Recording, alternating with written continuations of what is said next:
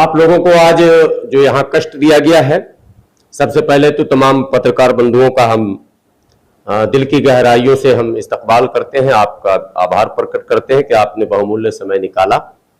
दरअसल पिछले कई वर्षों से देश में भ्रष्टाचार को लेकर बड़ी राजनीति हुई है। आपने सुना होगा कि महाराष्ट्र की धरती से रालेगन सिद्धि से एक बाबा आए थे, अन्ना हजारे, और वो दिन है और आज का दिन है। भ्रष्टाचार जो है कंटिन्यू चर्चे में है, लेकिन भ्रष्टाचार पर लगाम नहीं लगा। ये बातें इसलिए मैं आपको कह रहा हूं कि उसी महाराष्ट्र में मुंबई महानगर पालिका से सटा हुआ वसई विरार शहर महानगर पालिका है, और वसई विरार शहर जो महानगर पालिका है, वहां दो बातें हैं। एक तो पिछले 3 वर्षों से वहां चुनाव नहीं हुआ, इसलिए जनप्रतिनिधि है ही नहीं। जो भी काम हो रहा वो महाराष्ट्र सरकार की देखरेख में जो नियुक्त होते हैं उनके पदाधिकारी, और वही उसको करते हैं। लेकिन लोग बता रहे हैं कि न केवल भ्रष्टाचार हो रहा, बल्कि भ्रष्टाचार के सारी सीमाओं को लांघा जा रहा खुलेआम, और किसी भी प्रकार से कोई सुनवाई करने को तैयार नहीं है। चाहे आप शिकायत महाराष्ट्र के मुख्यमंत्री से कर लें या किसी से कर लें। पिछले कई महीनों से लगातार शिकायतकर्ता जो है वो आज मौजूद है हमारे बीच।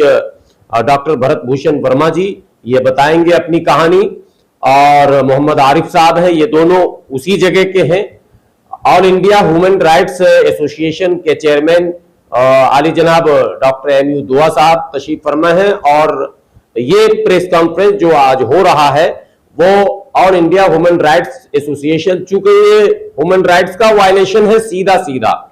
जब किसी के अधिकार का हनन हो रहा हो और खुलेआम जो है लूट हो रहा हो और किसी की सुनवाई ना हो रही हो, तो ऐसे में ह्यूमन राइट्स का मामला बनता है। और इसके लिए अब इसकी कमान जो है ह्यूमन राइट्स एसोसिएशन ने संभाली है। चेयरमैन डॉक्टर एमयू दुआ साहब मौजूद है, वो भी अपनी बात रखेंगे। लेकिन पहले डॉक्टर भरत भूषण साहब ये बताएंगे कि पूरा मामला है क्या।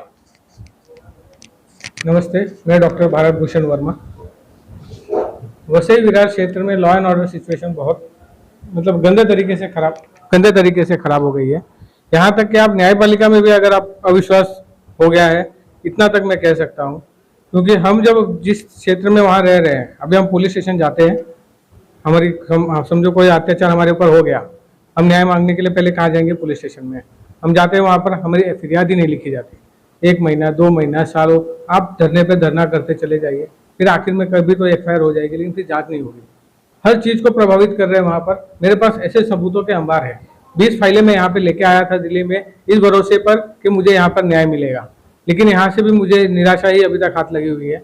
इसीलिए 21 जुलाई 2023 से मैंने आमरण अनशन का ये प्रोग्राम रखा हुआ है जंतर मंतर पर। तो हमारे चेयरमैन डॉक्टर एमयू दुआ साहब अपनी बात रखते हैं। भारत भूषण जी, आपने जो विषय लिया है उसका ग्राउंड रिपोर्ट हम लोग ह्यूमन राइट्स की तरफ से जल्द ही वहाँ बनाएंगे। यहाँ कमेटी एक गठित करेंगे। आपकी जितनी भी डॉक्यूमेंट्स है उसकी स्टडी करने के बाद मैं आपको आश्वस्त करना चाहता हूँ कि हमारी टीम आपके अधिकारों के लिए लड़ेगी, और जो भी वहाँ मूलभूत समस्याएं हैं उस पर हम लोग आवाज़ उठाएंगे और आपके लिए काम करेंगे। सरकार से आप मांग कर रहे हैं, आप आमरण अनशन कर रहे हैं, करें, लेकिन सरकार गूंगी बहरी है, नहीं सुन रही है। ये जो है सिर्फ चुनाव और सत्ता के खेल में लगी हुई है। तो ऐसी सूरत में हम जल्द ही आपको एक न्याय का रास्ता देंगे, और हमारे साथ हाजी गुलाम सरवर साहब और बहुत सारी टीम है, जो वो सभी लोग एक बार जा करके ग्राउंड रिपोर्ट बना करके आपके साथ खड़े होंगे। आप घबराएं नहीं। वहाँ की जनता से आप हमारी मैसेज को पहुँचा दें कि all India human rights association के राष्ट्रीय अध्यक्ष डॉक्टर दुआ, गुलाम सरवर और उनकी टीम और मीडिया की भी टीम ग्राउंड रिपोर्ट बनाते हुए आपके विकास के लिए वहाँ की पुलिस या वहाँ के नगर निगम से लड़ने के लिए तैयार है, और जल्द ही इसे एक मुकाम हासिल होगा और आपको खुशी मिलेगी। डॉक्टर साहब, आपसे एक सवाल है। डॉक्टर वर्मा जी, आपने जो 21 तारीख के धरने का जिक्र किया है दिल्ली जनता दल, क्या आप लोगों को वहाँ न्याय नहीं मिल पाया? महाराष्ट्र के अंदर जो यहाँ तक आना पड़ा, और ये जो बता रहे हैं आप पैदल दिया है, देखिए सर, मैं 2012 से लड़ाई लड़ रहा हूँ। 2014 तक फिर भी कुछ हद तक ठीक थे माहौल। 2014 के बाद से भ्रष्टाचार जो मेरे ऑब्जर्वेशन में आया है एकदम संगठित हो गया है। संगठित मतलब बोलिए, एक हवलदार से लेके मुख्यमंत्री के जो सेक्रेटरी साहब होते हैं या महाराष्ट्र राज्य के जो चीफ सेक्रेटरी साहब होते हैं, वहां तक सब इन्वॉल्व ऐसे दिखाई देते हैं। यहाँ तक कि मैंने जब लोकायुक्त के पास में कंप्लेंट दाखिल की थी, लोकायुक्त ने क्या किया पहले मालूम है आपको? शिकायतकर्ता का नाम बदली कर दिया, जबकि ये किसी भी शिकायत में प्रावधान नहीं है कि आप शिकायतकर्ता का नाम बदली कर सके। दूसरा काम उन्होंने किया, आरोपी का नाम बदली कर दिया।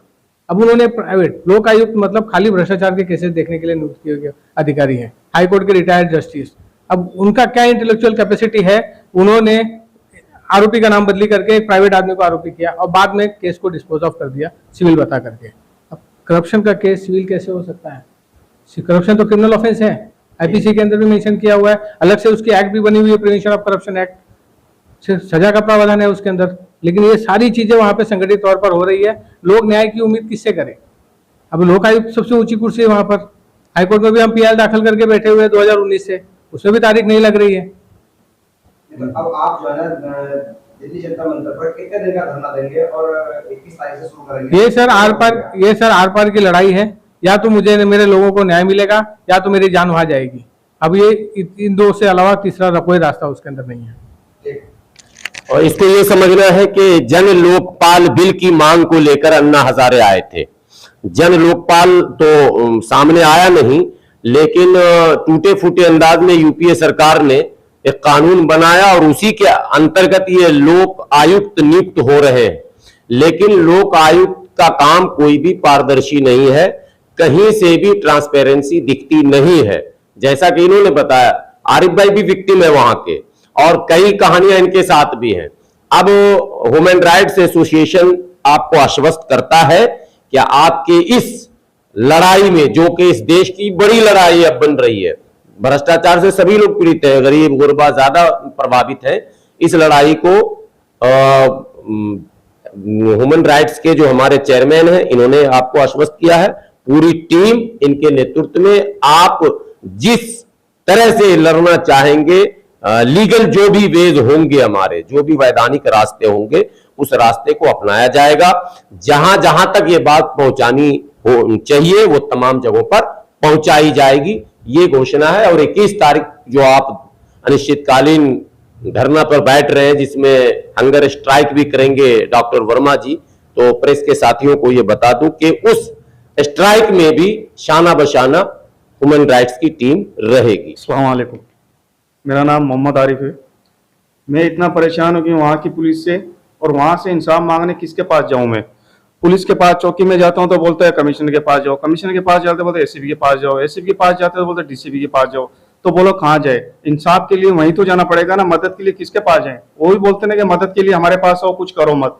तो इसीलिए उनके पास जाते तो वो बोलते उधर जाओ। बोलो आप बताओ कहाँ जाए? इसलिए हम वहां बॉम्बे से हम दिल्ली पैदल चल के आए और 32 दिन में यहाँ पहुंचे हम लोग। कहाँ सोए कहाँ रहे कुछ नहीं, उसका भी कुछ नहीं। अभी हम लोग अनशन पे बैठने वाले हैं 21 तारीख को। उसमें अभी कुछ भी हो, हमारा जान जाए या मरे, हम लोग कुछ भी होए, अल्लाह हवाले उसके।